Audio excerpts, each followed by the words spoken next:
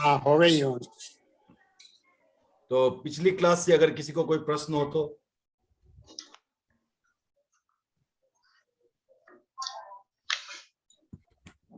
Just to summarise, पिछली class में हमने बात की थी सृष्टिवाद की।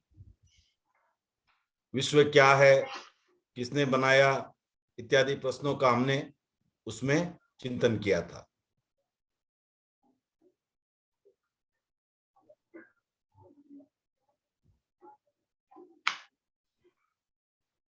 तो लग रहा है किसी को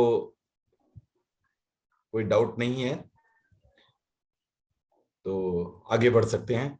आप लोग साथ साथ कुछ स्वाध्याय भी कर रहे हो या? प्रकाश जी आवाज नहीं आ रही आपकी, आप कुछ बोल रहे हैं। सर संघात क्या होता है? हाँ, वस्तु की उत्पत्ति, संघात और भेद।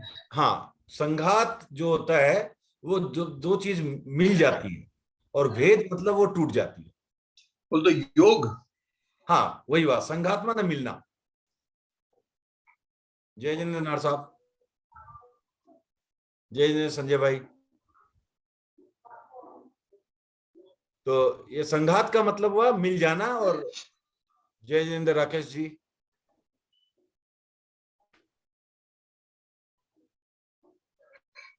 जय जिनेन्द्र भरत भाई। तो समझ गए प्रकाश जी आप? ठीक है, तो अब आगे चलते हैं। और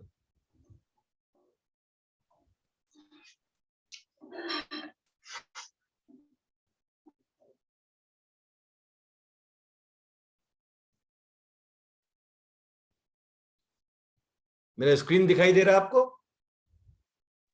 हाँ यस, धीरे से दिखाई। ओके, तो आज हम बात करेंगे जो है नियति और पुरुषार्थ, इनकी बात करेंगे आज।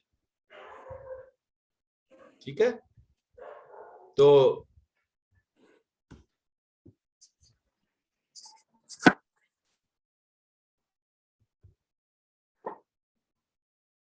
नियति और पुरुषार्थ की हमारे जीवन में क्या रोल है, इस पर आज चर्चा करेंगे।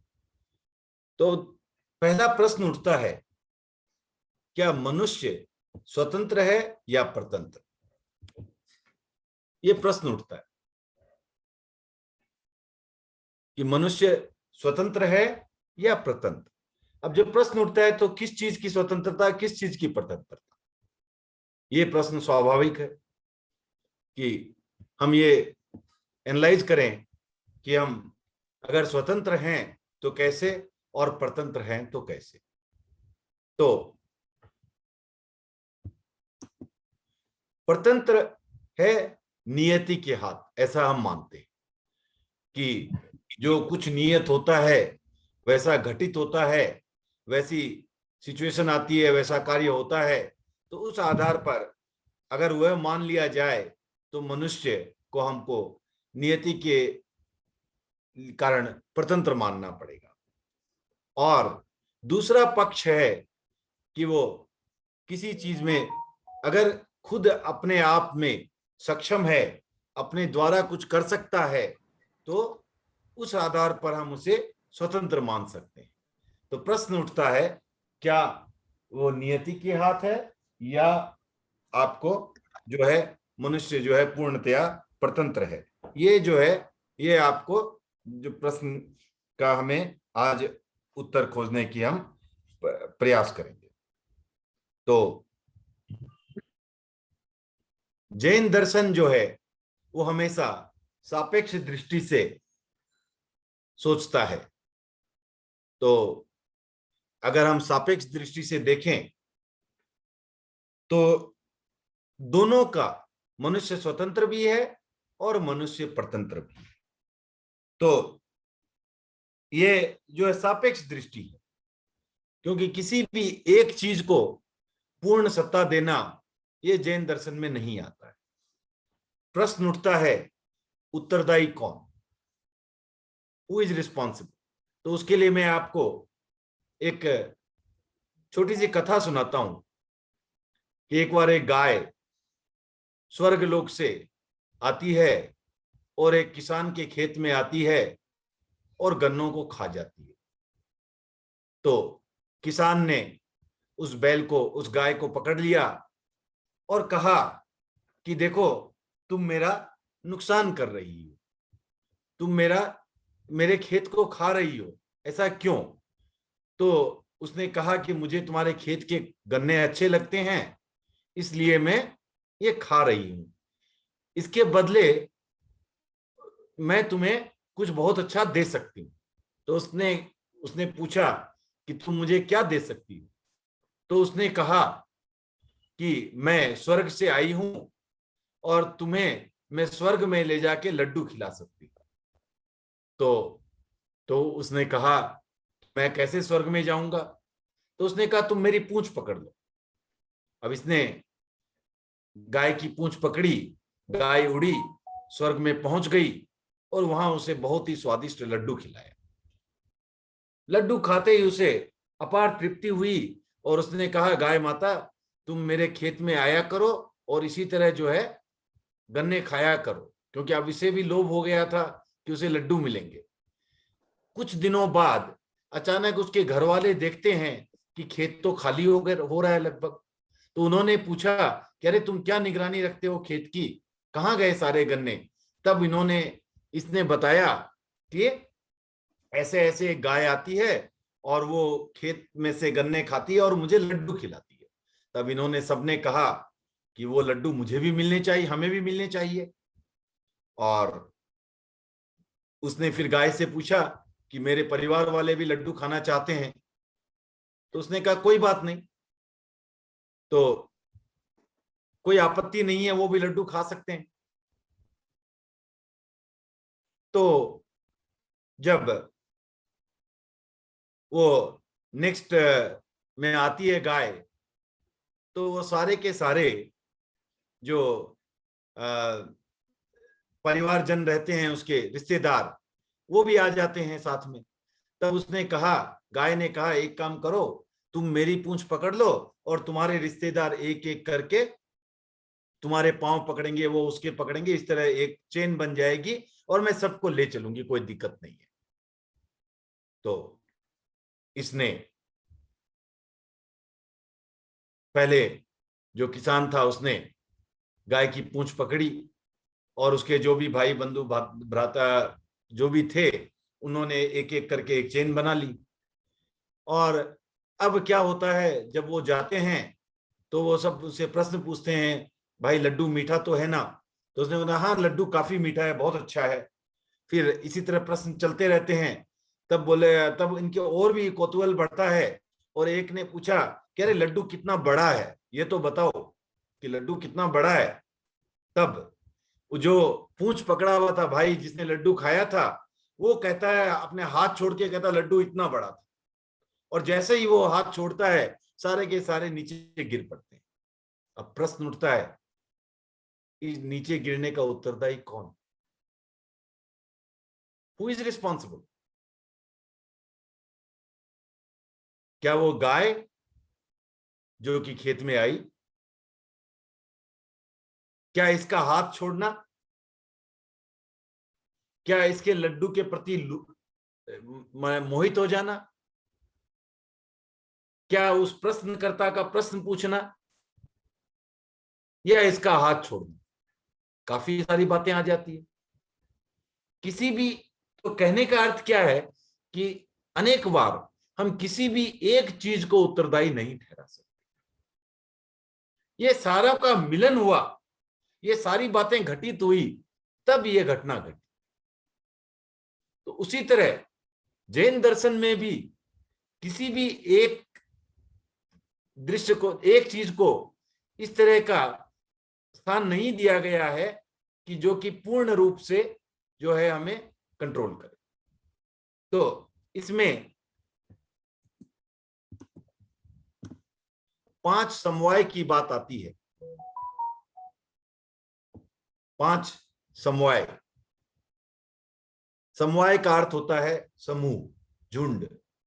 तो ये 5 का समूह माना गया है, जो कि जो भी घटित होता है उसके लिए उसे रिस्पॉन्सिबल माना जाता है। अब ये 5 क्या है? पांच है काल, स्वभाव, नियति, कर्म और पुरुषार्थ। काल का अर्थ हुआ समय, समय आया और कुछ कार्य हो गया। स्वभाव का अर्थ हुआ कि जिसका जैसा स्वभाव वो वैसा ही कार्य होगा। जैसे पानी का कार्य शीतलता पहुंचाना है।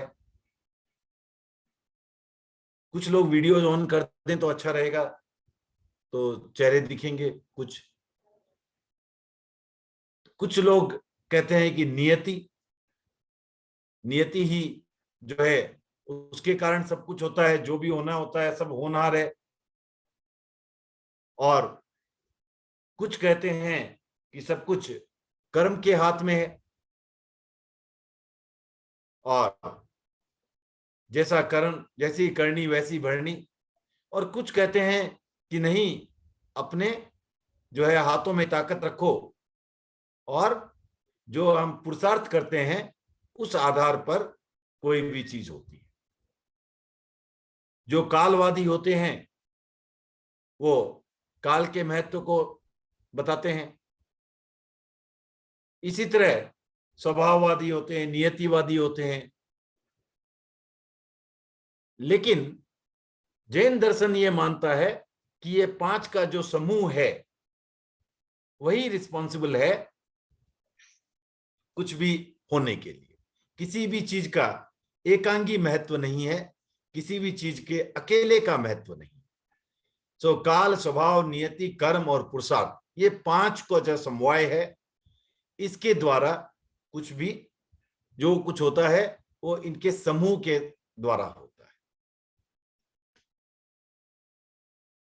इसमें से अगर आप देखें तो काल क्या है, स्वभाव क्या है, नियति क्या है, कर्म क्या है, ये सभी हमें परतंत्र बनाने वाले हैं। अगर हम ये मान लें कि ये काल के बेसिस पर हो रहा है तो हमारा तो उस पर कोई जोर नहीं है, प्रभाव नहीं है, हम कुछ कर नहीं सकते उस बारे में। तो अगर हम ये मान लें काल, तो हमें ये मानना पड़ेगा कि हम उसके हाथ की कठपुतली है।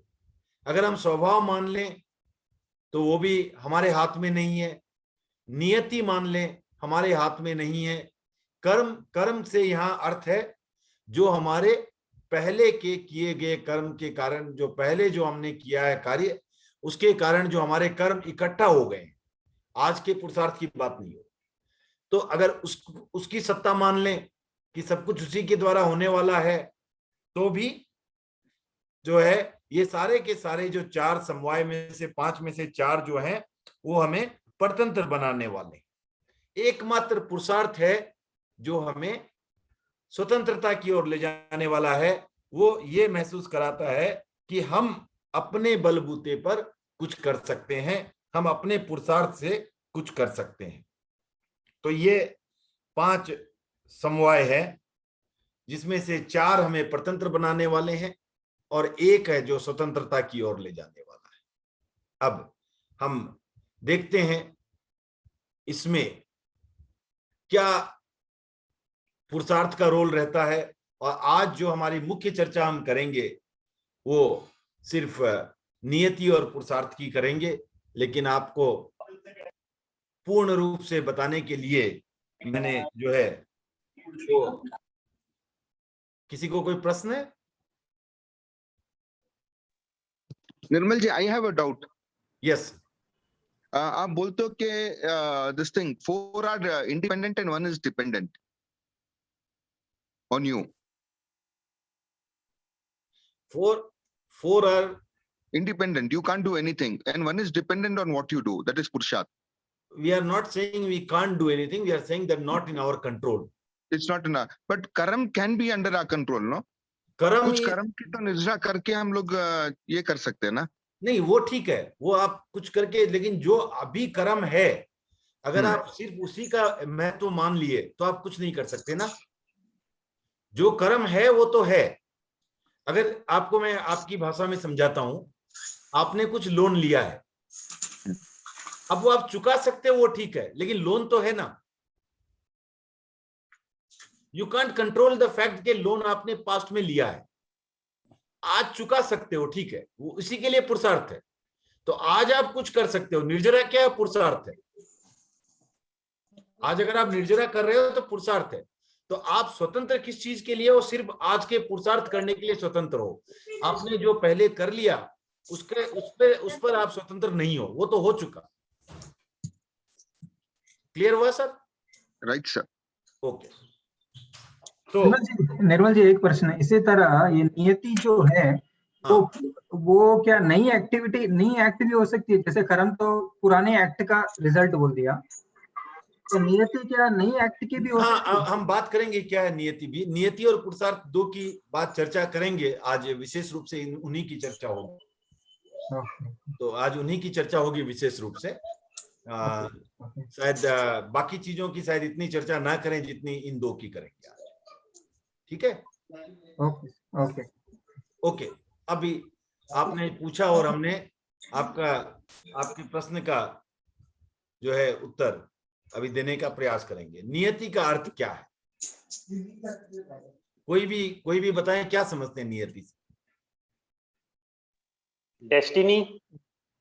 डेस्टिनी, वो तो ठीक है, वो तो इसका इंग्लिश ट्रांसलेशन हो गया। जो नियत है, मतलब तो एक आप कह सकते हो भाग्य, मेरे भाग्य में जो लिखा है। सर्कमस्टेंशियल, वो काल में आ जाएगा ना, वो टाइम हो गया ना। हाँ, काल टाइम हो गया। हाँ ठीक है, वो सर्कमस्टेंशियल बोल सकते हैं। बट सर्कमस्टेंशियल कहाँ से आई? सर्कमस्टेंशियल वो काचित क्रम का उदय जी।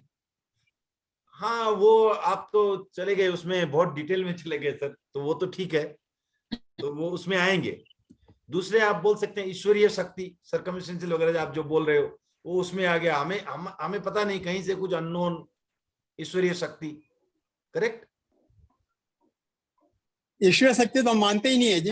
नहीं, हम नहीं मानते। मैं आपको जनरल बता रहा हूं कि ऐसा हम मान सकते हैं कि भाग्य है, नियति है, ये सब वही है। जो नियत है, मेरे कर्म में जो होना था वो हो रहा है। होनहार जो था, उस होनहार को कौन टाल सकता है? इस तरह की बातें जो है नियति से हम पहले जो मोटे तौर पर समझते हैं। लाइक जैसे कि काठमांडू में अर्थक्वेक हुआ, जो भी थे, इट वाज नियति ना। ठीक है। पुरुषार्थ, निर्मल जी, हाँ, पुरुषार्थ करने के बाद भी किसी को सफलता नहीं मिलती है तो ये सोचता कि शायद नियति को ही मंजूर है, यही शायद। वो ठीक है, वो बाद में चर्चा करेंगे प्रकाश जी उसकी। पहले ये समझ ले कि नियति है क्या। अभी हमने पूरा तरह से समझा नहीं, ये सही डिफिनीशन नहीं है, ये जैन दर्शन के मान्य डिफिनीशन नहीं है। जैन दर्शन के मान्य डिफिनीशन पहले समझेंगे। ये मैंने जनरली एक आइस ब्रेकर, अभी हमने जैसे हम लोग जनरल में ये ले लेते हैं कि नियति का अर्थ होता है ये, राइट? ये एक जनरल धारणा है। मैं ये नहीं कह रहा कि जैन दर्शन इसको मानता है।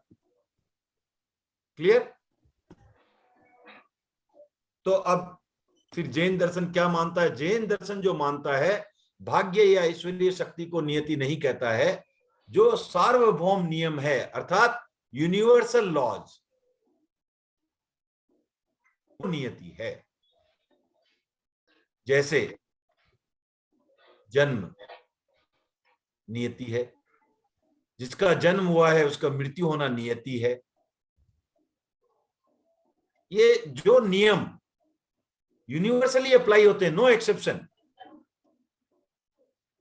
एक मठाधीश ने एक मठ में निर्णय कर दिया कि सभी यहां रहने वाले सुबह 4 बजे उठेंगे और जो न उठे उसे उतनी देर गार्डन में पानी डालना पड़ेगा, जितना विलंब हो उतनी देर गार्डन में सेवा करनी पड़ेगी। एक दिन मठाधीश स्वयं 15 मिनट लेट उठे और स्वयं चले गए वहां बाग में। तो उनके भक्तों ने कहा कि बाबा जी आप क्यों करें, आप तो छोड़ दो, आपके लिए नहीं लागू होता है। तब उन्होंने कहा नहीं, जो नियम है वो सबके लिए लागू होता है। अगर इस तरह का कोई नियम है विदाउट एक्सेप्शन तो उसे हम नियति कहते हैं। जो सूर्य पृथ्वी के चारों ओर, अगर हम अपनी बात, जैन दर्शन की बात नहीं कर रहा अभी, जैसे अगर मान ले उसे हम नियत मान लें, जो पृथ्वी परिक्रमा कर रही है उसको अगर नियत मान लें, धर्मास्ती का रहना नियत है, ये सारे नियति है। जो भी हमारे सार्वभौम नियम है वो नियति, ठीक है। So, do you say that the pandemic is niyati? Practical sense? I can't say that, क्योंकि pandemic maybe we could have controlled, maybe वो No, it comes into which 5 characters then?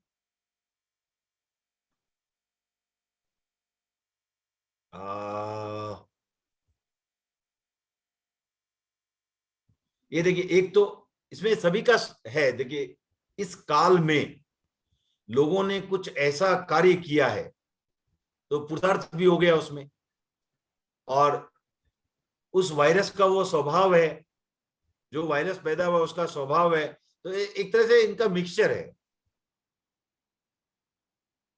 Okay. ठीक है ना। लेकिन ऐसा नियम नहीं है कि वो हमेशा बनेगा ही बनेगा। अगर आप कुछ करते हो, जैसे आपने मर्डर किया तो आपको जेल हुई या फांसी हुई, तो ये उसको नियति नहीं बोल सकते। आपने कुछ किया, उसका वो रिएक्शन है, ठीक है ना। No, assuming it is natural. हाँ, जो नेचुरल लॉज है वो नियति है। No, like assuming that pandemic is not spread by anybody, it is natural. If it is natural then it नियति, बट वैसा ये है नहीं ना वैसा। हम ठीक है लोग ना? बहुत सारे वर्ड्स को मिसयूज करते हैं, जैसे नियति को बहुत हम लोग गलत सेंस में यूज करते हैं, कर्म को भी जैसे हम लोग गलत सेंस में यूज करते थे, पुरुषार्थ और कर्म को मिक्स करके। हाँ, तो इसीलिए पुरुषार्थ और कर्म में फर्क इसमें भी आएंगे, इसमें भी इसकी भी चर्चा करेंगे थोड़ी सी। तो पहले नियति समझ लें।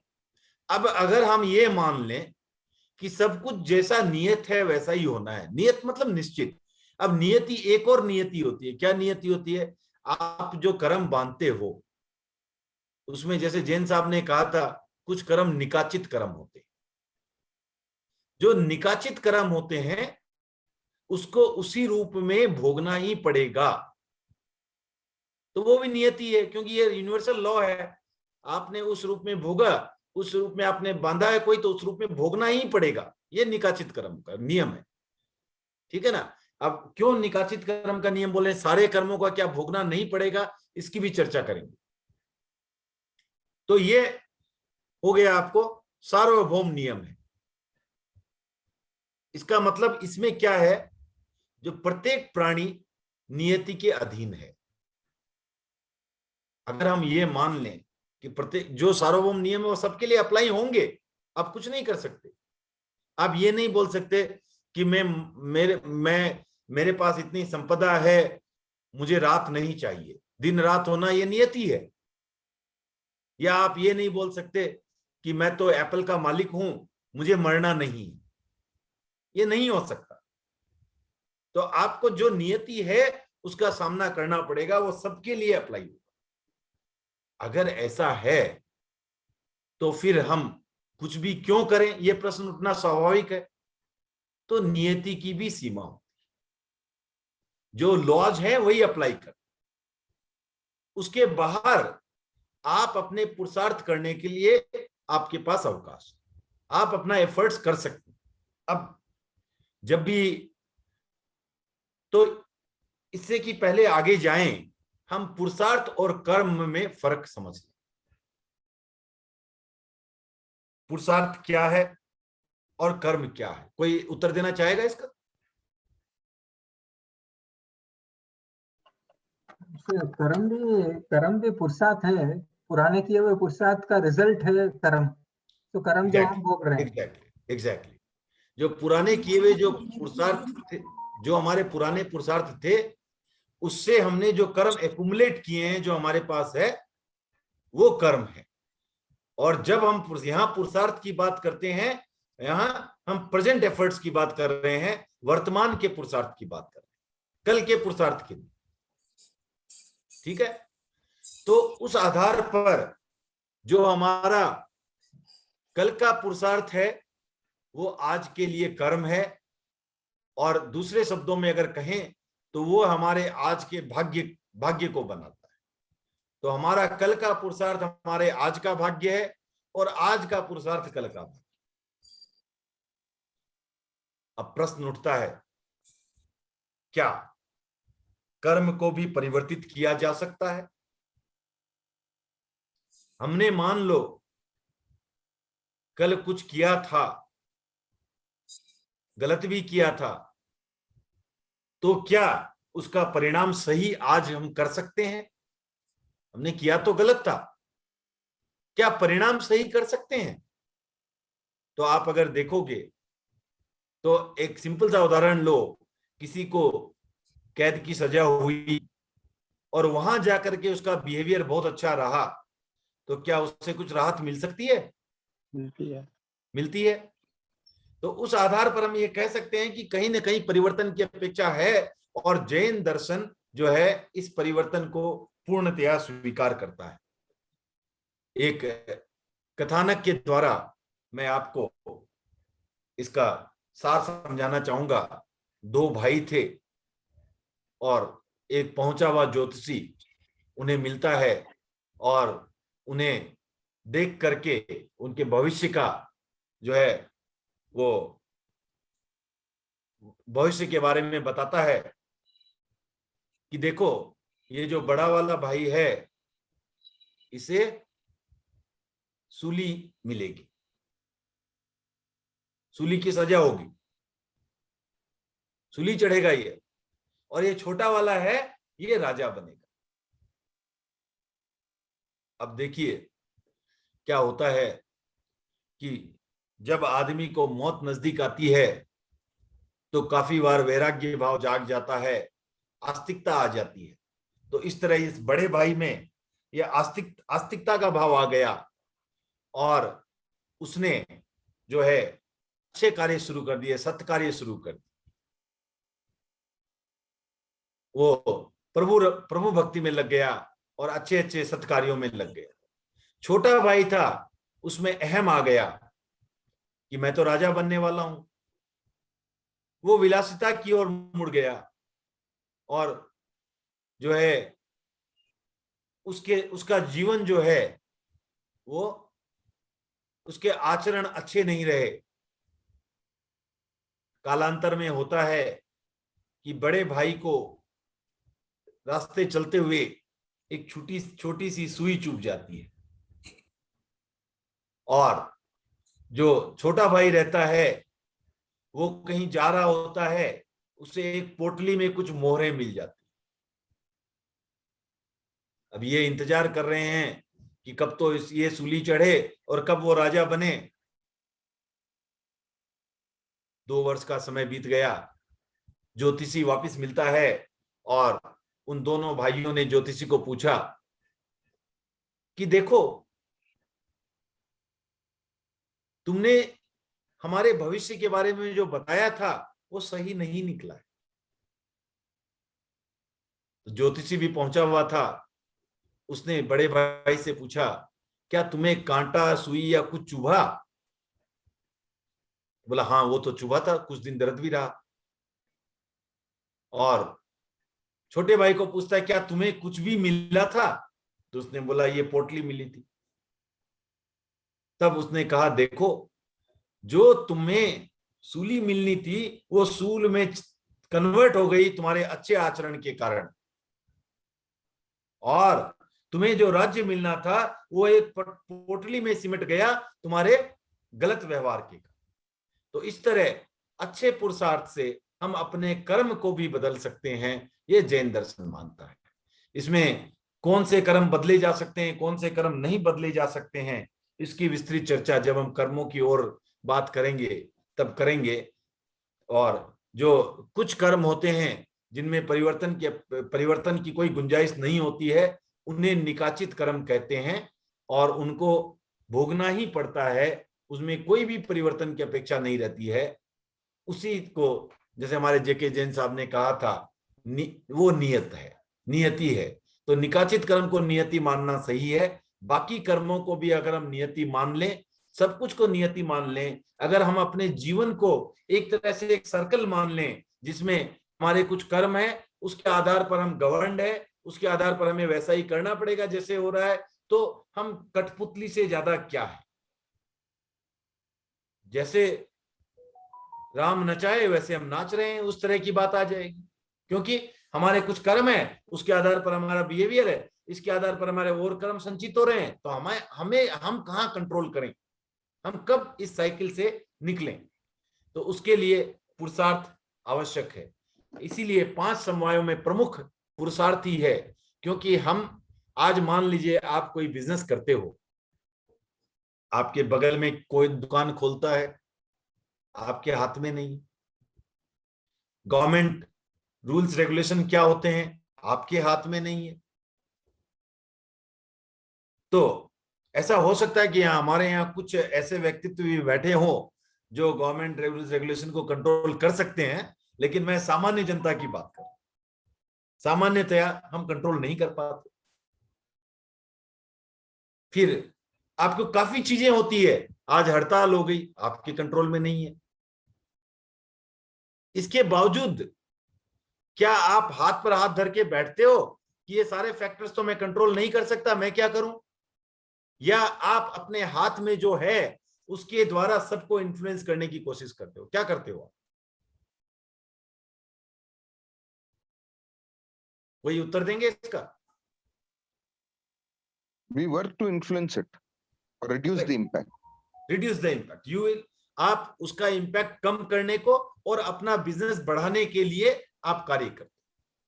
अपना जो उद्देश्य बिजनेस गोल है उसको अचीव करने के लिए आप अपना एफर्ट्स डालते हो। उसी तरह हमारे भी जो पूर्व संचित कर्म है या जो भी है, उनका जो भी असर है, उनको भी हम रिड्यूस करने के लिए और अपनी प्रगति करने के लिए हम पुरुषार्थ को ही महत्ता देते हैं। इसलिए इसमें प्रमुख भी इसलिए है क्योंकि जैसे आप बिजनेस करते हो उसमें एफर्ट ही आपका प्रमुख था, क्योंकि बाकी चीजें जो हाथ में नहीं थी उसके कारण अगर आप निराश होकर बैठ गए तो आपके हाथ में कुछ नहीं आना है। उसी तरह यहाँ भी जो चीजें हमारे हाथ में नहीं है उससे अगर हम निराश होकर बैठ गए और उन्हीं पर दोष हमने दिया तो बात नहीं बनेगी। पुरुषार्थ का बहुत बड़ा महत्व है, उसके द्वारा हम चीजें उदाहरण में देता हूं पुरुषार्थ का। कभी कभी पुरुषार्थ कैसे अपने हाथ में है और सब कुछ कर्म के हाथ में नहीं होता है, सब कुछ। उसका एक उदाहरण आपको मैंने एक कथानक बताया, एक आप और समझ लो कि मान लो आपने कुछ 20 रसगुल्ले खा लिए। अब आपके 2 आदमियों ने खाए, एक को पेट दर्द हुआ, एक को आनंद की प्राप्ति हुई। तो आपके जो दर्द हुआ या जिसको आनंद की प्राप्ति हुई वो कर्म का फल हो सकता है, लेकिन ये रसगुल्ले खाने का जो आपने पुरुषार्थ किया था, एफर्ट लिया था, उसके लिए कोई कर्म रिस्पॉन्सिबल नहीं। तो हमें किसी भी पूर्व कर्म के कारण आज कुछ करने की बाध्यता नहीं है। आज जो हम करते हैं, आज जो एफर्ट हम ले रहे हैं, उसके लिए हम स्वतंत्र हैं और हम उसी दिशा में एफर्ट लें जिससे कि हम अपने लक्ष्य की ओर आगे बढ़ें। तो जैन दर्शन यही मानता है कि हम ईश्वर के हाथ के खिलौने नहीं हैं और न ही नियति के हाथ की कठपुतली। कर्म की भी सीमा है, जैसे हमने बात की, ये जस्ट हम समराइज कर रहे हैं जो अभी तक का डिस्कशन हमने किया। कर्म की भी अपनी सीमा है, क्योंकि उसे भी परिवर्तित किया जा सकता है पुरुषार्थ के द्वारा, इसलिए उसकी भी सीमा है, मर्यादा है। अतः जैन दर्शन पुरुषार्थ है, पुरुषार्थ को महत्व देता है, बाकी चारों के महत्व को नकारता नहीं है, बाकी चारों के जो असर है उसको नकारता नहीं है, पर महत्व ज्यादा पुरुषार्थ को देता है, अधिक परसेंटेज पुरुषार्थ को देता है, क्योंकि यही हमारे हाथ में है और यही हमारी नैया पार कर सकता है। लेकिन प्रश्न उठता है फिर पुरुषार्थ का उद्देश्य क्या हो? हम कुछ भी करते हैं तो उसका कुछ उद्देश्य होता है।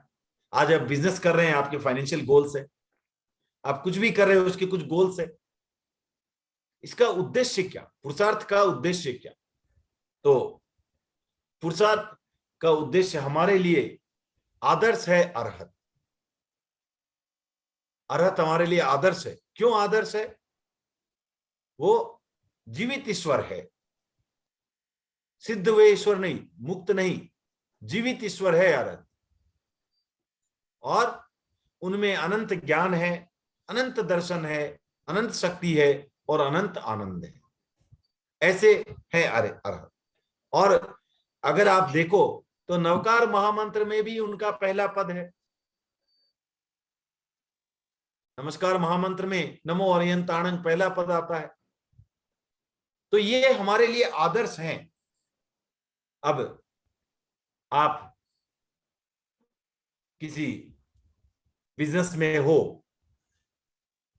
तो आप क्या क्या चाहते हो कि आप उस क्षेत्र में जो लीडिंग प्लेयर है वैसे आप बनो। आपका जो गैप है उसको आप ब्रिज करो, यही आपका प्रयास रहता है। तो उसी, अगर आप कोई कॉलेज में हो, स्टूडेंट हो, तो आप देखते हो क्लास में फर्स्ट कौन है, हमारी क्या गैप है, उसको आप क्लोज करने की कोशिश करते हो। तो एक तरह से जो उत्तम है वो रोल मॉडल है, और हम तो उसकी तरफ जाने की कोशिश करते हैं।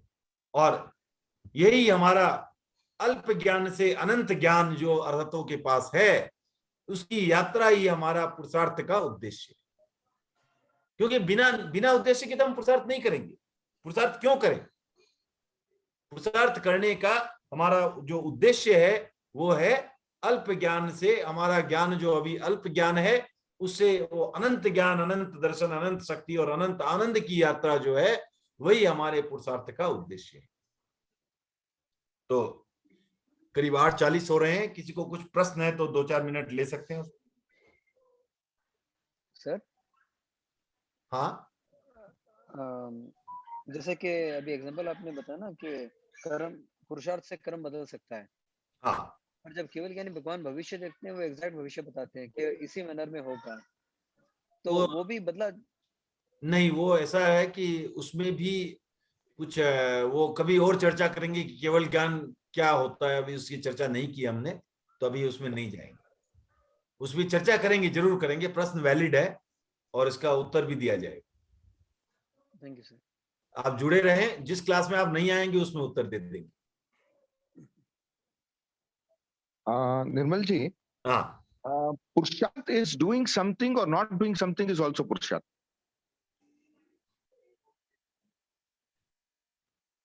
not doing is also, that also takes effort, no? Restraint is also पुरुषार्थ and Yes, doing also. yes, restraint is a big पुरुषार्थ. Restraint is also, see, दो प्रकार के, ये जब फिर चर्चा होगी तो उसमें और डिटेल में जाएंगे। दो प्रकार की चीजें होती है, संवर और निर्जरा। जो शुभ कार्य करते हैं उससे निर्जरा होती है, और जो अशुभ कार्य को रोकते हैं उससे संवर होता है। तो हम अगर कोई कार्य ना करें, किसी से रिस्ट्रेन करें, तो हम त्याग लेते हैं, राइट? किसका त्याग लेते हैं? सावध्य प्रवृत्ति का, पापकारी प्रवृत्ति का त्याग लेते हैं, तो वो रिस्ट्रेन हो गया। तो ये जो है निर्जरा, निर्जरा के भी प्रकार आते हैं, वो हम चर्चा करेंगे फिर आगे उसकी भी। तो ये सही है, किसी चीज को ना करना भी अपने आप में एफर्ट लेता है, और उस एफर्ट का जो फल है, रिजल्टेंट, वो क्या है? आपके संवर हुआ, कर्म आने का रास्ता रुका। और किसी को कोई प्रश्न? सर निर्मल जी, जब काल और स्वभाव का कितना रोल है सर इस पांचों में? जैसे आप बोले भाई नियति ज्यादा है, उसके बाद पुरुषार्थ सबसे ज्यादा है, तो काल और स्वभाव का कितना रोल है इसमें? रोल बहुत ज्यादा रोल है सर। जैसे स्वभाव का रोल होता है, अब आपको सिंपल से उदाहरण देता हूं, काल और स्वभाव के उदाहरण देता हूं। मैं भी, हो सकता है कि आज उसी में टाइम चला जाए, लेकिन कोई बात नहीं, ये बहुत इंपॉर्टेंट प्रश्न है। मैं उसको जा नहीं रहा था उसमें, लेकिन एक कथा के द्वारा आपको बताता हूं मैं पहले। उसके बाद हम जो अपने जैन दर्शन के जो थोड़े से समझने वाले तत्व है उनकी तरफ जाऊंगा। कुछ मित्र एक बगीचे में जाते हैं और आम तोड़ करके मीठे आम खाते हैं। अब उनमें से एक मित्र था कालवादी। उसने कहा देखो ये समय आया है तो हमें ये आम मिले। दूसरा मित्र था वो था स्वभाववादी। उसने कहा नहीं नहीं, ये तो गुठलियों का स्वभाव था कि वो पेड़ बने, पेड़ का स्वभाव था कि फल उगाए और फल का स्वभाव था मीठा होना, उसके कारण हमें मीठा मिल गया, ये इसमें काल का कोई रोल नहीं है। तीसरा था नियतिवादी। उसने कहा ऐसा होना तो ये तो होना था, हमें मिलना था, ये पेड़ यहाँ मिलने थे हमें और उसी आधार पर मिले, तो इसमें और किसी चीज का कोई रोल नहीं है। चौथा था वो कर्मवादी था। उसने कहा कि देखो ये सब कुछ नहीं, ये इन गुठलियों के जो जीव थे उनके जो कर्म थे उसके आधार पर उनको यहाँ उगना था और हमारे जो कर्म थे उसके आधार पर हमें ये फल मिलना था। तो ये जो सारा जो है कर्म का खेल है, बाकी कुछ भी नहीं है, बाकी सब ऐसा ही। पांचवा जो था मित्र, वो पांचवा जो था उसका था कि देखो जो पुरुषार्थ हुआ है, जो इसने गार्डनर ने जो लगाया है ये गुठली, जिसने ये पेड़ को सिंचन किया है, उसके पुरुषार्थ के बेसिस पर वह बाकी चीजें गौण है। जब वो बाग बगीचे वाला गार्डनर जब मिला तब उसने कहा देखो ऐसा नहीं है, ये पांचों चीजों का समवाय है। क्योंकि एक मौसम आता है, काल आया तब उस समय आम होते हैं। अगर वो वहां नियति भी थी, काल भी था, स्वभाव भी था, अब वही आम की जगह और कुछ लगा लेता तो इस तरह पांचों का जो मिश्रण है उसके कारण ये जो मिल रहा है। तो ये आता है, उदाहरण आता है, कथा आती है जिसमें पांचों के द्वारा आप समझ सकते हो, एकांगी नहीं होता। अब आपका अशोक जी प्रश्न था कि कोई ऐसा उदाहरण जहां काल की महत्ता दिखाई देती है, कोई ऐसा उदाहरण जहां स्वभाव की महत्ता दिखाई देती है। तो पहले मैं आपके स्वभाव के उसको ले लेता हूं। आप दो उदाहरण द्वारा इसको समझें। आपने कभी चने भिगोए होंगे, भिगोए हैं अशोक जी? Yes sir. नहीं तो भाभी जी से पूछें। नहीं, हम ही करते। आप ही करते हो, वेरी गुड। तो ये रोल मॉडल है, बाकी जो बैठे हैं यहाँ पर उनके लिए कार्य भी करते हैं घर का। तो जो कुछ चने रहते हैं उनमें अंकुरित नहीं होते, करेक्ट? या और कुछ चने अंकुरित होते हैं, राइट? हाँ सर।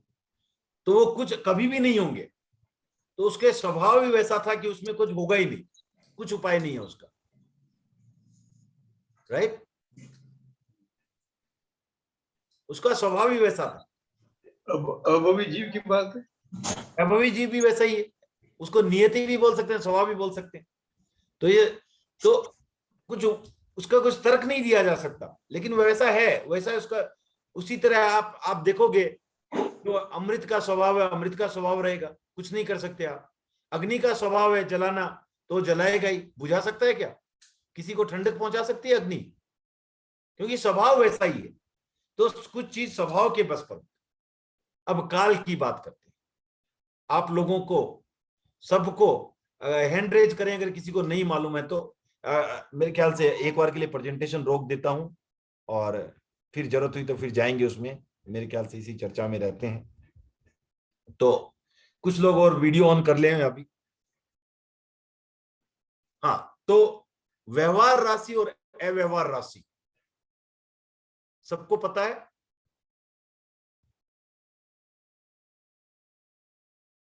नहीं, मेरे को नहीं पता है। ठीक है, तो जो कुछ जीव जो हैं आप देखते हैं जिनका अलग अलग तरीके से वो चलते हैं, जैसे मनुष्य है, घोड़े हैं, बंदर हैं, चींटी है, जो पृथ्वी काय के जीव हमारे सामने दिख रहे हैं, जो वायु काय के जीव हमारे सामने हैं, जो वगैरह वगैरह। तो उनमें क्या है, सब कुछ अलग अलग अपने जैसा हो रहा है वो कुछ कर रहे हैं। इससे भी कई गुना जीव, अनंत जीव जो बहुत सूक्ष्म हैं, उनको सूक्ष्म निगोद के जीव कहा जाता है। उनके सारे के सारे कर्म एक जैसे रहते हैं, वो एक जैसे ही रहते हैं सबके सब। और एक एक माने सुई की नोक में असंख्य असंख्य जीव रहते हैं, ऐसे जीव हैं, उन्हें निगोद के जीव कहा जाता है। वो हमारे व्यवहार विश्व में नहीं आए, व्यवहार का जो हमारा संसार है उसमें भी आए ही नहीं है। तो वो जीव जो है अव्यवहार राशि के जीव कहे जाते हैं। और बाकी जो हम देख रहे हैं हमारे दृश्य जगत में, जो सारे के सारे व्यवहार राशि के जीव हैं। अब नियम क्या है कि जब व्यवहार राशि से कुछ जीव मोक्ष जाते हैं तो उतने ही जीव अव्यवहार राशि से व्यवहार राशि में आ जाते हैं। समझ गए इक्वेशन? समझ गए ना अकाउंटिंग का?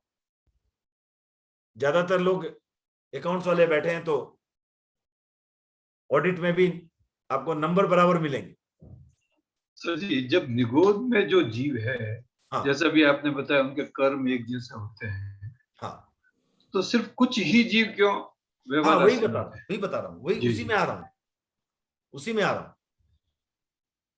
तो अब क्या होता है कि आप उतनी दूर तो जाओ ही मत। आपको दिल्ली से कोई यहाँ है क्या? हाँ है कुछ लोग। दिल्ली में एक Shri Ram college of commerce है, नाम सुना होगा। एक बार जो था उनके जितनी सीटें थी उससे ज्यादा सारे 100% वाले बैठे थे।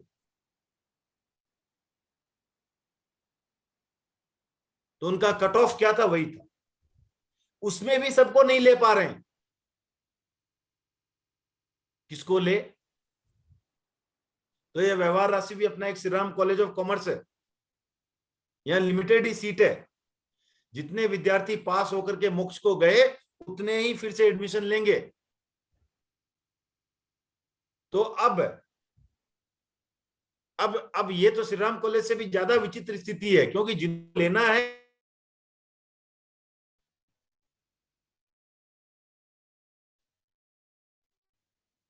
तो जिनका काल आ गया वो इधर आ गए। सिर्फ काल का महत्व और कुछ नहीं है वहां। जिसका काल आया वो वापस इधर आ गया, और बाकी फिर वहीं के वहीं रहे, वेट कर रहे हैं कि कब और स्टूडेंट्स पास हों, कब और कुछ लोग व्यवहार राशि से मोक्ष को जाएं तो कुछ और वहां से निकले। तो अव्यवहार राशि वाले को all this 5 things don't impact. Impact मतलब कि उनको वो कुछ है ही नहीं, उनका माने वो उनका एक जैसा ही चलता ही रहता है, वो इनफाइनाइट साइकिल में हो। हाँ, क्योंकि वो पुरुषार्थ नहीं करते हैं या कुछ नहीं, उनका कुछ उतना है ही नहीं कुछ। नहीं। हाँ, ठीक है ना? तो लेकिन ये जो उदाहरण मैंने आपको दिया वो काल का महत्व बताने के लिए। काल आया और वो इधर से उधर ट्रांसपोर्ट होकर के इधर आ गए, और जब तक काल नहीं आया वहीं रहते। सर इनको व्यवहार व्यवहार क्यों कहना है? मतलब हमारा व्यवहार उनके ऊपर इफेक्ट नहीं होता इसीलिए? तो वो व्यवहार में नहीं है ना वो जीव, मतलब हमारे से रिलेटेड नहीं, हम अपने एंगल यूज से में नहीं है, स्टोर में है। हम्म, एक आप कंप्यूटर यूज करते हो, एक फैक्ट्री में पड़ा रहता है, ओके। वो पड़ा है, व्यवहार में नहीं है। अच्छा, निगोद का मतलब ये क्या, वो मिजरेबल हुआ क्या? मतलब they are helpless, they can not do anything, ऐसा? उसका भी काफी है चर्चा, तो अभी शॉर्ट में नहीं लेंगे उसको, फिर कभी निगोद पर एक बार स्लाइड ही बना दूंगा मैं। ओके, ठीक है ना? ठीक है, संभवतः अगली से अगली क्लास में उसकी चर्चा कर लेंगे। Okay, thank you. क्योंकि ये प्रश्न उठता है तो उसमें सूक्ष्म निगोद भी होता है, बादर निगोद भी होता है, तो एक हम तो उसके लिए पहले थोड़ी टर्मिनोलॉजी बिल्ड कर लेंगे, अच्छा रहेगा। हाँ, और किसी को कोई प्रश्न? सर निर्मल जी, जहां आपने बोला भाई कि जैसे चना का स्वभाव है वो अंकुरित नहीं होता है, तो उधर नियति, कर्म, पुरुषार्थ कुछ भी नहीं हो सकता जब तो वो बहुत पावरफुल हो। आप हाँ, जैसे स्वभाव उसकी है तो और कोई दूसरा काम ही नहीं करेगा वहां, कुछ काम नहीं करेगा। तो स्वभाव इज मोस्ट इम्पोर्टेंट है। नहीं, ऐसा नहीं, उसके वो अगर आप बोल सकते हो अग्नि का स्वभाव है जलाना, तो वो ठीक है, लेकिन अगर आप जीव के रूप में अगर ये सोचो, आप पुरुषार्थ करके उसको कुछ परिवर्तित कर सकते हो, तो अग्निकाय का जीव है जो ऐसा अगर पुरुषार्थ उसका हो जाए बाई चांस कि वो कहीं और चले जाए, वहां जाकर के फिर एफर्ट करे, तो आप एफर्ट भी अपने स्वभाव के अनुरूप ही कर पाओगे ना।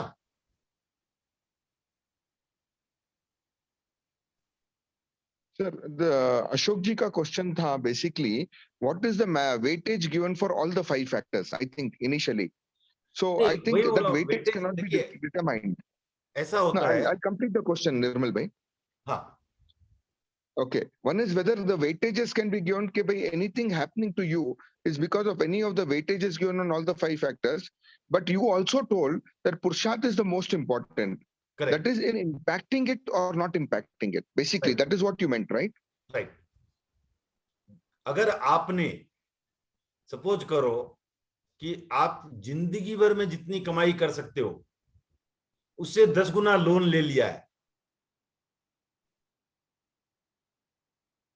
राइट? अब आप कितना भी कमाई कर लो, आप चुका पाओगे क्या? फिर भी आपका प्रयास क्या होगा, जितना उसको कम कर सकते हैं वही होगा। तो आपके उसका महत्व इसलिए क्योंकि आपके हाथ में सिर्फ वही एक फैक्टर है, ठीक है ना? तो उसका वहां महत्व उतना ही है पुरुषार्थ का, इसीलिए उसको सबसे ज्यादा। बाकी क्या है कि बाकी ऐसे परसेंटेज डिसाइड नहीं हो सकता ना, क्योंकि मान लीजिए आपने भारी कर्म कर रखे हैं तो आप पर ज्यादा इंपैक्ट आएगा उसका, मैंने हल्के कर्म कर रखे हैं तो मेरे पर कम इंपैक्ट आएगा। तो ऐसा नहीं, आपके लिए जो परसेंटेज है मेरे लिए जो परसेंटेज है वो भी सेम नहीं है। तो इसीलिए एक ग्लोबल ये कहना कि इसका 18% है, इसका 22% है, वैसा कुछ नहीं है। जहां जिसका अब मान लीजिए, ये कहने का अर्थ है कि देखिए ऐसे है कि आप लोग सब ऑडिटर हो तो आपको सबको एक अच्छा सा फिक्स नंबर अच्छा लगता है, ये बात सही है। लेकिन अब जब आप अव्यवहार राशि से जो व्यवहार राशि में जीव आया, तो जो आया उसके लिए तो काल 100% काम किया, जो नहीं आया उसके लिए 0% काम किया। तो आप ऐसा उसमें परसेंटेज नहीं दे सकते। प्रमुखता पुरुषार्थ की इसलिए है क्योंकि उसके द्वारा ही, जैसे ही आप व्यवहार राशि में आ गए उसके बाद में आप जो भी करोगे आप पुरुषार्थ के बेसिस पर ही करोगे। अंकल जी, पुरुषार्थ से ही तो स्वभाव बनेगा, कर्म बनेगा, काल बनेगा, और सभी कुछ तो पुरुषार्थ से ही होगा। इसीलिए हमने ये कहा पुरुषार्थ से काल नहीं बनेगा। काल का अपने अच्छा क्रिएट भी तो कर सकते हैं ना वातावरण। हाँ, वो वातावरण अलग है, काल अलग है ना।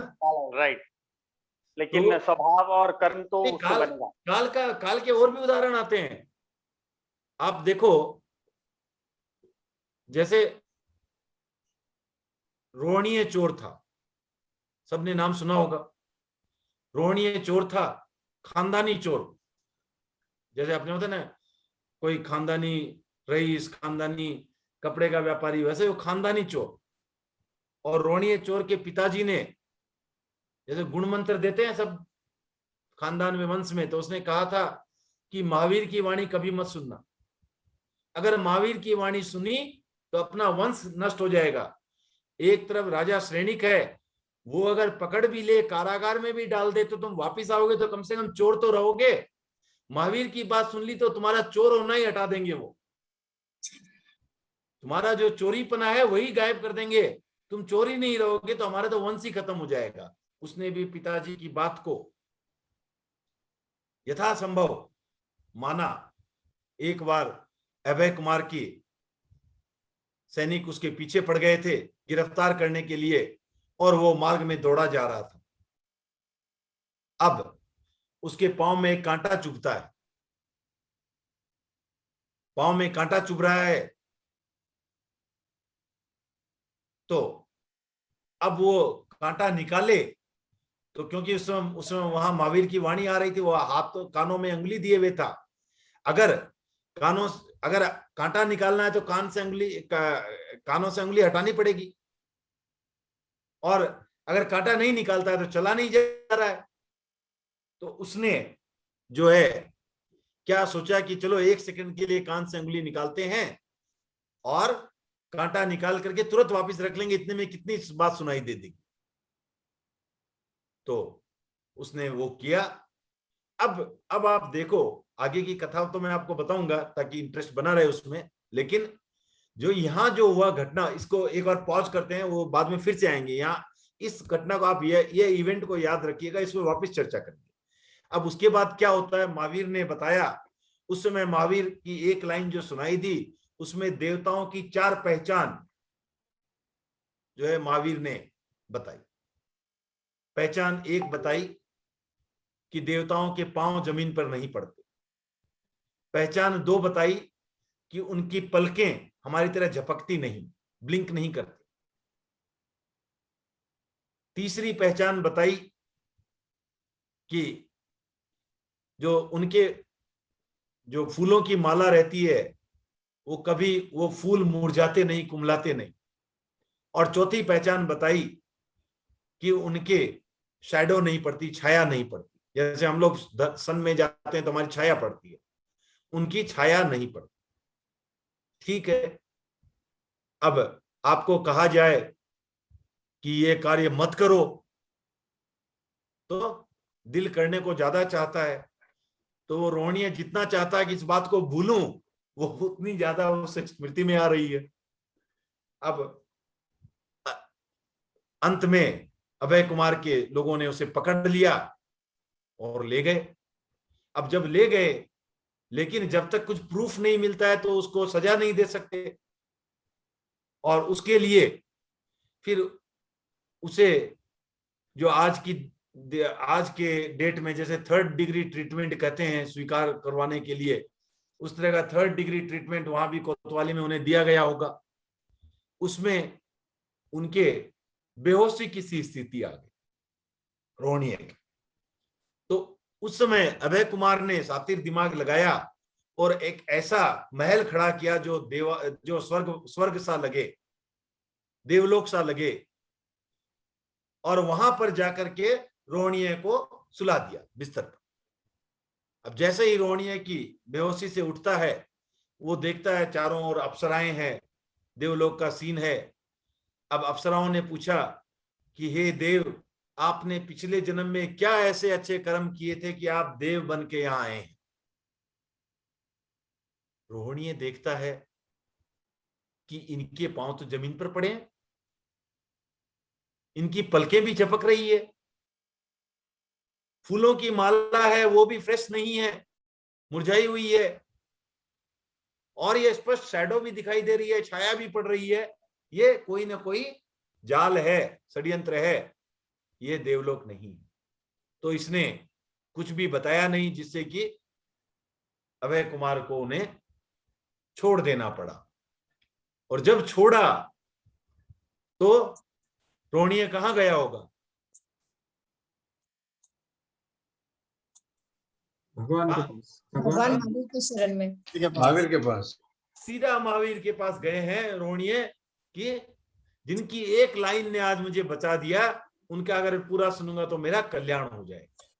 तो ये जो हमारी एक आगम में कथा आती है, जैनों की काफी ऐतिहासिक कथा है, और इससे अब हम वापस उस दृश्य की तरफ चलते हैं जब उसको कांटा चुभा था। क्या कांटा चुभना, कांटे का स्वभाव था वो ठीक है कि चुभने के बाद जो किया, लेकिन क्या चुभने में कोई स्वभाव काम आया किसी का भी? न तो रोनिया का स्वभाव काम आया, न कांटे का स्वभाव काम आया, चुभने में तो नहीं आया। चुभने के बाद कांटे का स्वभाव था जो किया, ठीक है ना? क्या ऐसा कोई सार्वभौम नियम है कि कांटा चुभे? नियति भी नहीं थी। क्या रोनिया ने ऐसा कुछ कर्म किया होगा जो कांटा चुभे? ऐसा भी नहीं है। क्या उसने ऐसा पुरुषार्थ किया कि कांटा चुभे? वो भी नहीं है। वो काल ऐसा आया, परिस्थिति आई, काल आया कि वो कांटा वहां चुभा, और उसके कारण जो है उनका जीवन पूरा सफल हो। ठीक है ना? तो ये है काल का महत्व। और किसी को इस पर कुछ जिज्ञासा? काल का भाग्य नहीं हो गया फिर ये? भाग्य नहीं है। भाग्य जैन दर्शन के अनुसार भाग्य जो है आपका आज का पुरुषार्थ कल का भाग्य है। इसीलिए मैं हूं स्वयं अपने भाग्य का निर्माता। कांटा क्या निमित्त बना? महावीर की वाणी सुनने में निमित्त बन सकता है, निमित्त कुछ भी बना, लेकिन निमित्त कब बना? जब काल आया जी, काल आया निमित्त बना।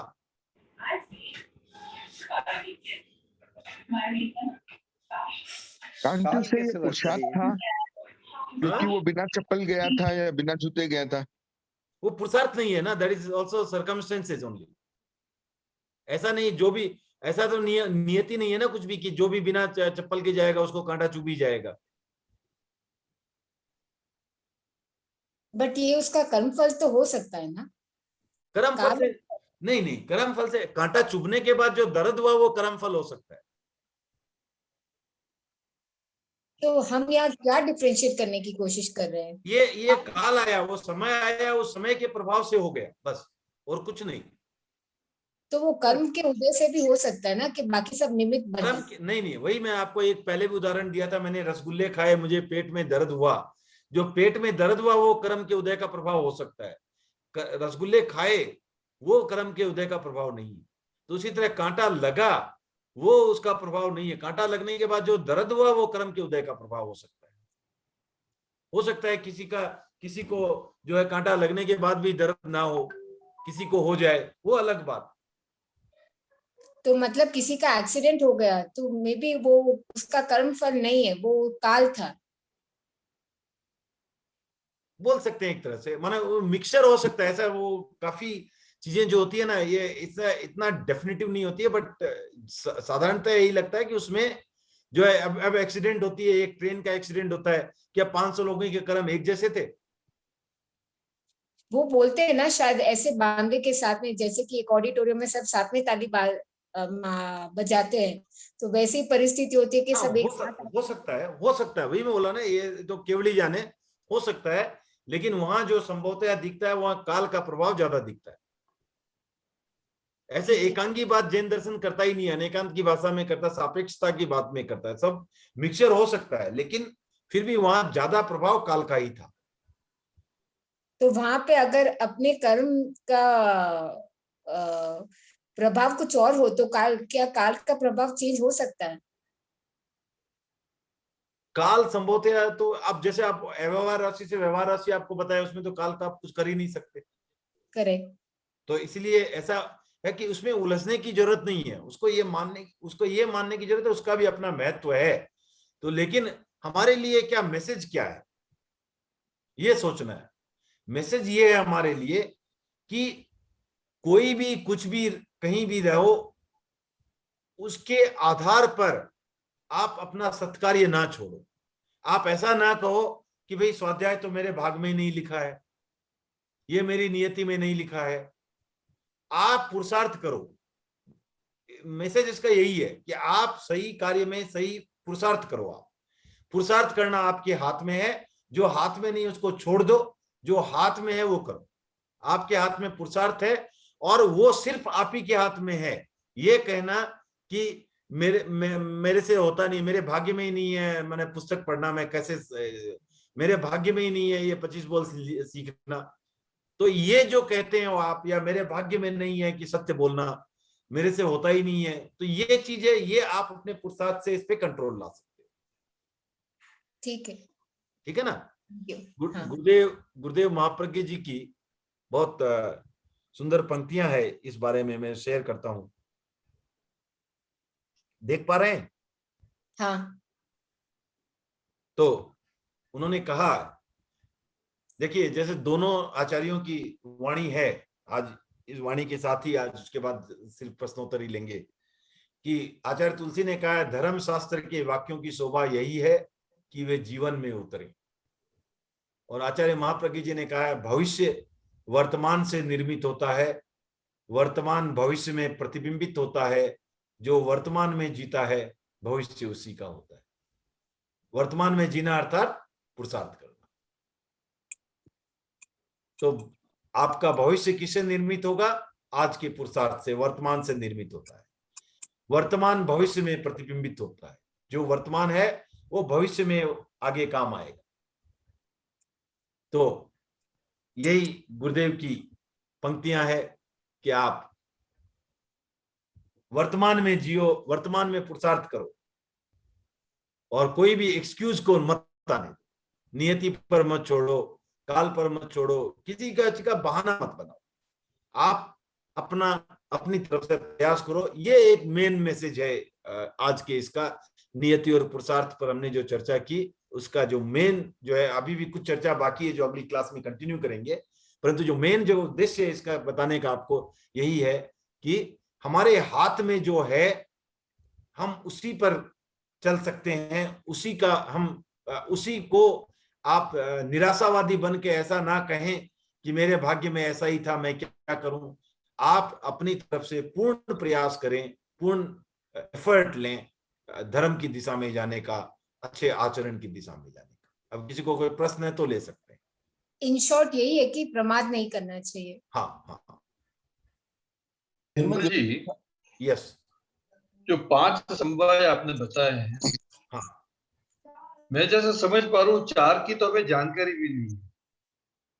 4 की हमें जानकारी नहीं है, मतलब कोई घटना को हम किसी घटना को हम ले तो हमें नहीं मालूम वो कब घटित होगी। हमने कर्म पीछे क्या किए थे जब वो हमारे उदय में, वो भी हमको नहीं मालूम, कब आएंगे वो भी नहीं मालूम।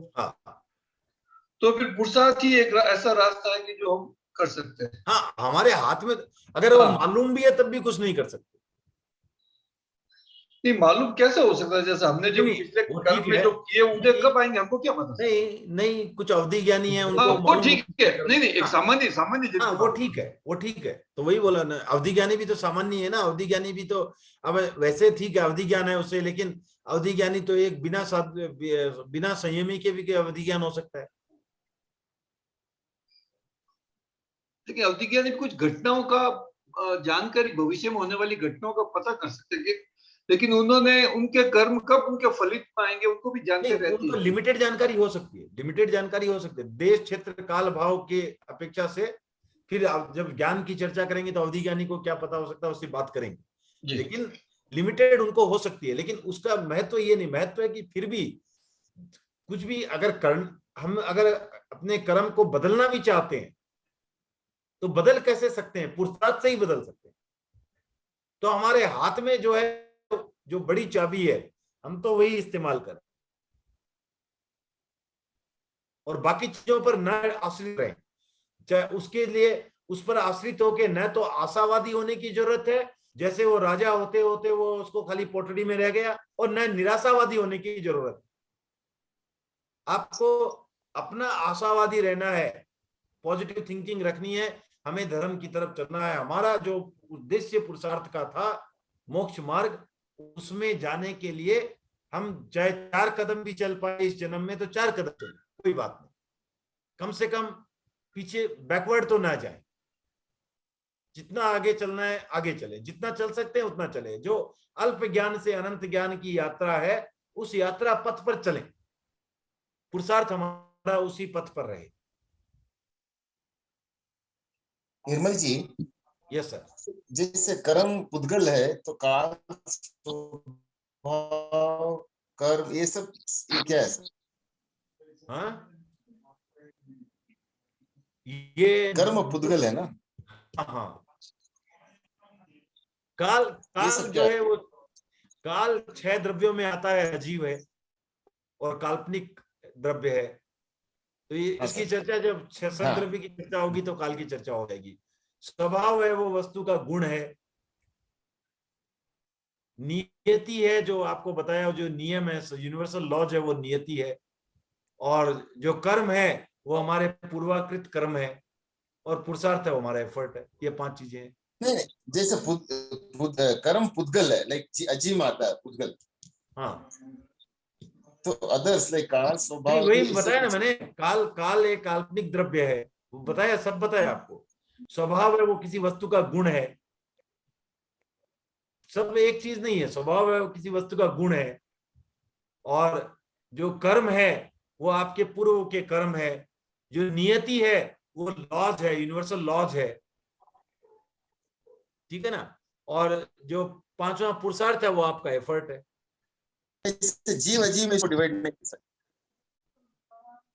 नहीं वैसे तो बाकी चारों अजीब है। अजीब है। हाँ, बाकी चारों अजीब है, क्योंकि पुरुषार्थ क्या है, पुरुषार्थ क्यों जीव है, वो भी 9 तत्व की चर्चा करेंगे तो उसमें पहचानना सीख जाएंगे। बट इन शॉर्ट, जो जहां आत्मा की दशा, आत्मा की प्रवृत्ति जहां आ जाती है, तो यहाँ आत्मा के प्रेरणा से ही प्रवृत्ति होती है, अदरवाइज तो पुरुषार्थ होगा नहीं। तो वो हो गया, इसके कारण सिर्फ वही जीव है, बाकी काल तो अजीब है ही है। किसी भी वस्तु का गुण है, वो गुण तो जीव है नहीं। और जो कर्म है वो ऐसे ही पुद्गल है, वो अजीब है ही है। नियति है वो लॉज है, लॉज में क्या जीव होगा, ठीक है ना। तो बाकी चारों अजीब है, एकमात्र यही जीव है। तो आज के लिए मेरा मेरा एक सवाल था, मैं पूछ सकती हूँ? हाँ, पूछिए पूछिए अनिता जी। मेरा सवाल था कि अव्यवहार राशि से जब व्यवहार राशि में आते हैं तो क्या वो सारे अभवी जीव होते हैं? क्योंकि भवी जीव व्यवहार राशि से निकलकर मोक्ष जा रहे हैं, तो आने वाले क्या भवी जीव ही होंगे या अभवी भी हो सकते हैं? दोनों ही हो सकते हैं। अच्छा, दोनों ही हो सकते हैं। ओके। सर, कांटा लगना एक इवेंट भी हो सकता है ना, काल होना ही जरूरी है क्या? उसको इवेंट करके सेपरेटली कैटेगराइज कर सकते हैं क्या? वो इवेंट काल डिपेंडेंट ही हुई ना। उस काल में वो होना ही था, उसका ये मतलब निकलता है, या होना फिर ही था तो ऐसा नहीं बोलते, वो हुआ, दैट्स ऑल। हुआ उस काल, उसमें और किसी चीज का प्रभाव नहीं था, सिर्फ काल ही था वो ऐसा, उस समय में वो हुआ बस। तो वैसे क्या? नहीं, लेकिन उसके पीछे कारण दिख रहे हैं ना।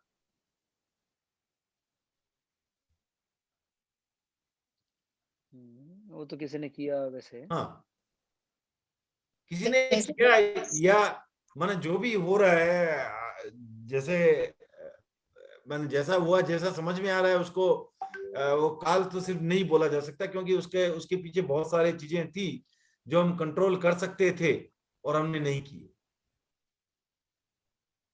बट ऐसे जेनरिक में ऐसी कोई चीज हम नहीं दे सकते जिसमें निमित्त ना हो, मतलब काल के पीछे भी कारण नहीं है ना। वो व्यवहार राशि से व्यवहार राशि में है, उसमें क्या कारण बताओगे आप? क्योंकि भवी जीव मतलब व्यवहार राशि से जीव निकले, हाँ, इसी वो कारण। ठीक है, वो ठीक है, लेकिन कौन सा जीव आएगा वहां, किस जीव का काल आया, उसमें वो थोड़ी भविष्य डिसाइड करके जा रहा है। महावीर स्वामी मोक्ष गए तब ये बोल के थोड़ी गए थे उस जीव को ले आना इधर। तो वो तो उसके कर्म होंगे ना जो हल्के नहीं, वही हुए। बोल रहा हूँ ना, वहां कर्म नहीं है। वो कर्म का भी, कर्म सबके, अव्यवहार राशि में सबके कर्म एक जैसे होते हैं।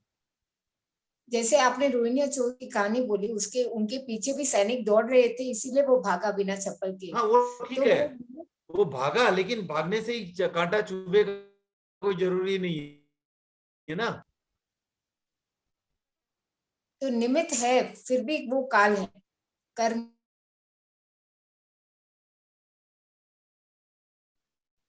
नहीं, ये भी अगर उसके समय जाने का समय आ गया, इसीलिए उसको ऐसा हुआ कि उसको कान में इसके हाथ, ऐसे नहीं हो सकता ना, सम्यक जागने का समय आ गया तो फिर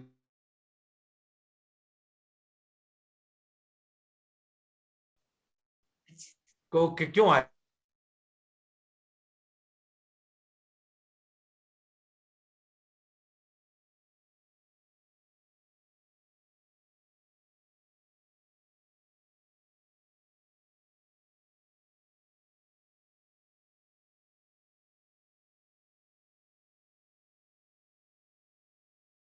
वो अकाम वो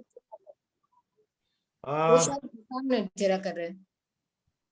हाँ, वो शायद अकाम निर्जरा होती है शायद, निर्मल जी ठीक से बता सकते हैं शायद।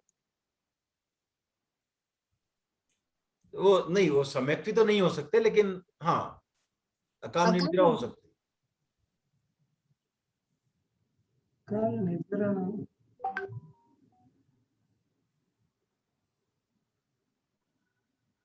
कुछ ठीक है, उसको अभी ऑलरेडी टाइम हो रहा है तो फिर चर्चा करेंगे, नो प्रॉब्लम, उसको लेंगे, नो इश्यूज।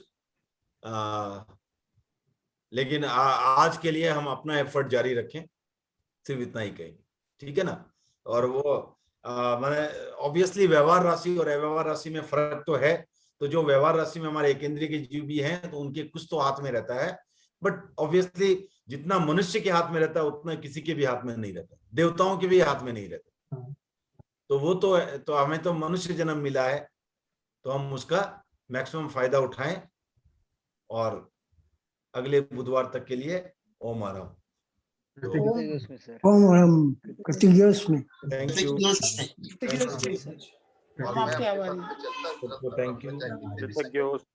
कृतज्ञोस्मि।